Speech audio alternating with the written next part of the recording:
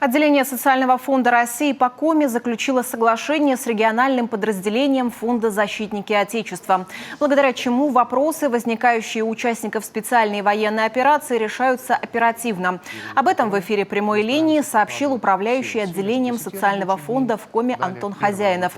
Через социальный фонд военнослужащие и члены их семей получают специальные меры федеральной поддержки.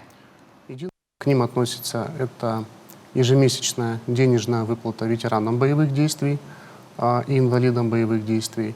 К ним относится ежемесячное пособие беременной жене военнослужащего, ежемесячное пособие семье военнослужащей с детками до 3 лет, пенсии по инвалидности, пенсии по потере кормильца.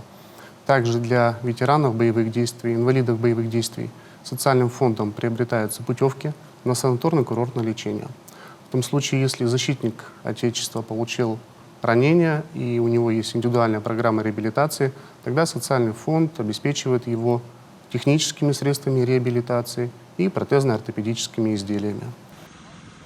Кроме того, предусмотрены льготы в пенсионном страховании. У мобилизованных и участников добровольческих формирований период участия в специальной военной операции засчитывается в страховой стаж в двойном размере. Также Антон Хозяинов разъяснил правила получения единого пособия, которое было введено с 1 января этого года для семей, чей доход не превышает региональный прожиточный минимум по месту их проживания. Подать заявление на его получение можно через портал госуслуги.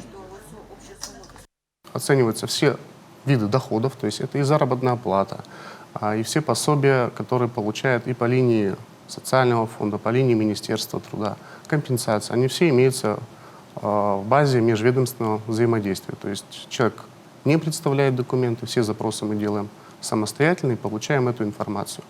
Также мы оцениваем, как я сказал, имущественное положение семьи.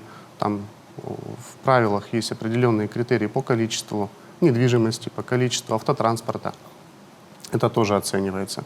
И немаловажный фактор, есть так называемое правило нулевого дохода. То есть если в течение года семья деятельность не осуществляет и нет объективных причин ее не осуществлять, ну, например, длительный больничный, вот в этом случае пособие не назначается. Заявление рассматривается в течение 10 рабочих дней. Единая дата выплаты – 3 число каждого месяца. Более 30 тысяч семей и 10 тысяч беременных женщин получают в республике единое пособие.